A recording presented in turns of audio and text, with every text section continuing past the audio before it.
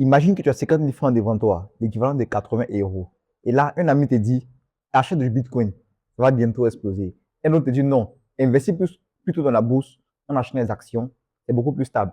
Et un troisième te dit, apprends le trading, tu pourras doubler ce capital en quelques semaines. Et là, tu es perdu, tu ne sais pas quoi choisir. Aujourd'hui, dans cette vidéo, je vais t'expliquer la différence entre ces trois univers.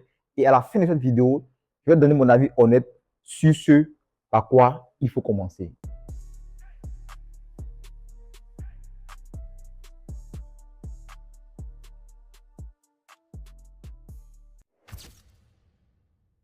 Mais d'abord, laisse-moi te présenter Kofi. Kofi est un étudiant il y a 20 ans et il vient de recevoir sa bourse de 150 000 francs CFA, l'équivalent d'environ 230 euros. Et là, il dit cette fois, au lieu de dépenser cet argent, il va l'investir. Mais le problème, il ne sait pas dans quoi le faire. Peut-être toi aussi pareillement, et moi également à mes débuts. Alors, suivons ensemble Kofi. La première option qui s'ouvre à Kofi, c'est la bourse. Un ami lui explique, c'est quoi la bourse? Tu connais des entreprises, par exemple, comme Orange, CIE ou encore Société Générale. En fait, ces entreprises ont besoin d'argent pour se développer. Et au lieu d'aller seulement emprunter de l'argent à la banque, elles vont diviser la valeur de leur entreprise en plusieurs morceaux qu'elles pourront vendre au grand public. Ces petits morceaux sont appelés des actions. Par exemple, une entreprise qui vaut 1 milliard de francs CFA peut émettre 1 million d'actions. Et donc, chaque action vaut 1000 francs. Tu peux en acheter 10 autant que tu veux. Et si dans un an, l'entreprise double en termes de valeur et devient 1 milliard de francs CFA, 2 milliards plutôt de francs CFA, alors tes actions ne vaudront plus 1000 francs, elles vaudront maintenant 2000 francs CFA. Ça, c'est la bourse. Devient copropriétaire d'une entreprise sans toutefois la gérer. En Afrique francophone, nous avons la BRVM, qui est la bourse régionale des valeurs mobilières, qui regroupe les entreprises des 8 pays d'Afrique de l'Ouest. Tu peux en acheter des actions de CIE, Société Générale et bien d'autres entreprises. Moi, à titre personnel, j'ai participé à leur concours, le Sika Invest Challenge, qui consistait à acheter les actions de façon simulée, c'est-à-dire on nous donnait un capital fictif et nous avons acheté des actions pour essayer de faire de la plus-value. L'équipe qui avait fait le plus de plus-value avait été amenée en finale. Et personnellement, c'est cette année que je vais commencer à acheter mes vraies actions. Pourquoi maintenant et pas avant? Parce que grâce au concours, j'ai compris parfaitement comment ça fonctionne. Et le but, d'abord pour moi, c'est de savoir comment ça fonctionne avant de commencer à investir réellement. Alors, Kofi trouve ça intéressant, mais je demande combien ça rapporte et sur combien de temps. En fait, la bourse est un investissement à long terme. On ne s'enrichit pas du jour au lendemain. Même les grands investisseurs comme Warren Buffett vous diront qu'en bourse, il faut penser en année et pas en semaine. L'avantage, c'est que c'est relativement stable, mais les gains ne sont pas immédiats.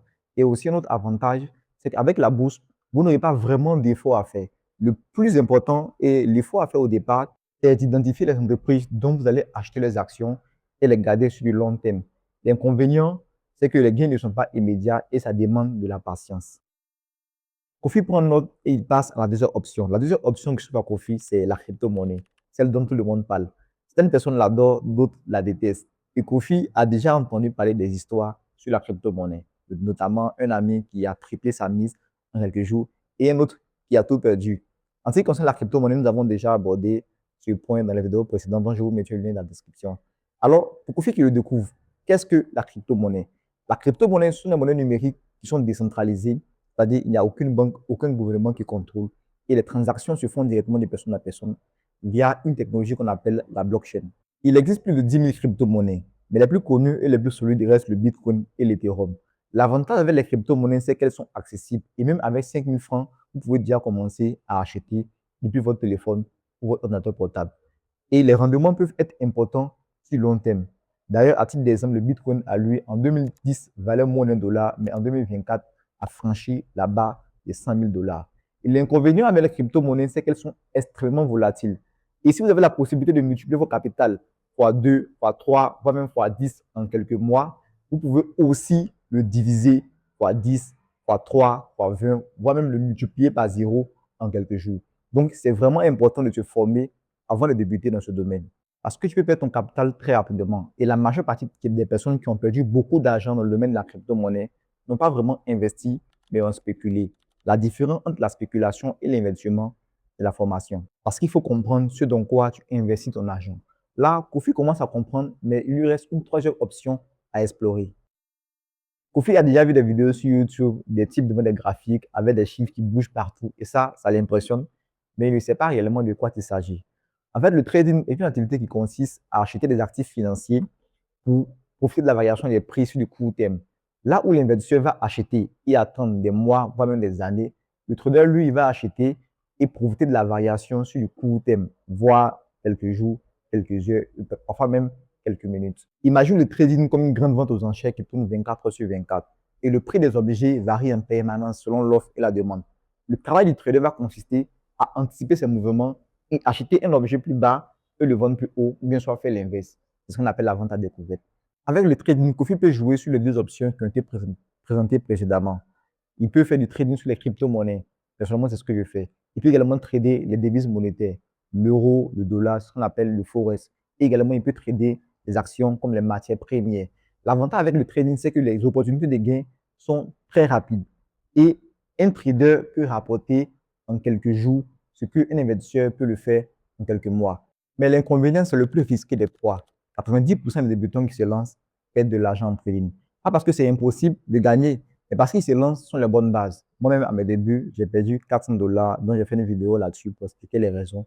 Je te mettrai le lien dans la description. C'était une erreur qui m'a coûté très cher, mais qui m'a également appris quelque chose de vraiment important, c'est que le trading s'apprend, ce n'est pas du hasard. Kofi commence à comprendre, mais là, sa tête commence à tourner parce qu'il a trois options qui devant lui et trois univers différents.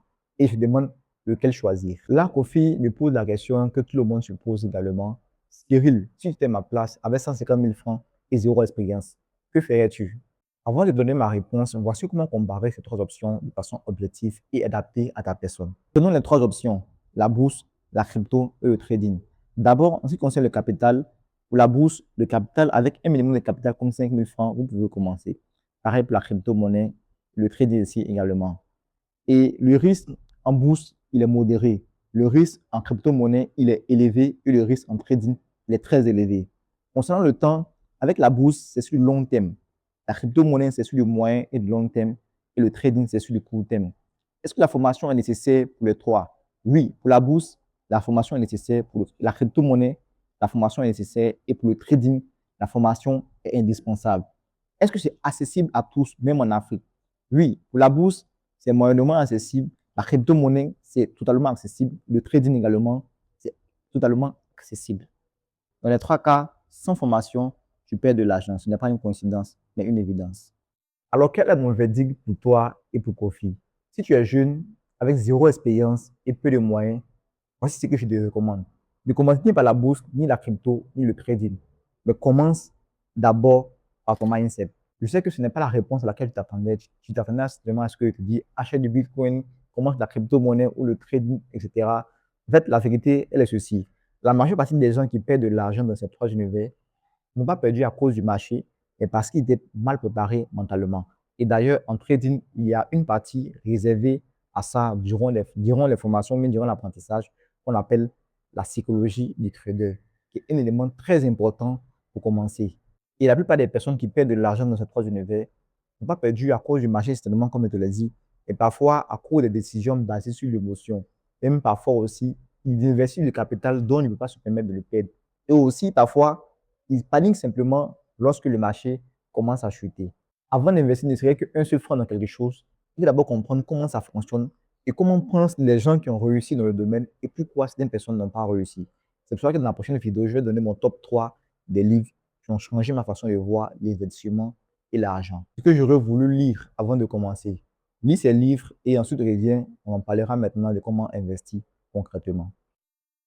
Kofi a compris et j'espère que toi aussi. Si cette vidéo t'a aidé à voir plus clair entre ces trois options, partage-la à quelqu'un qui hésite encore entre ces trois options.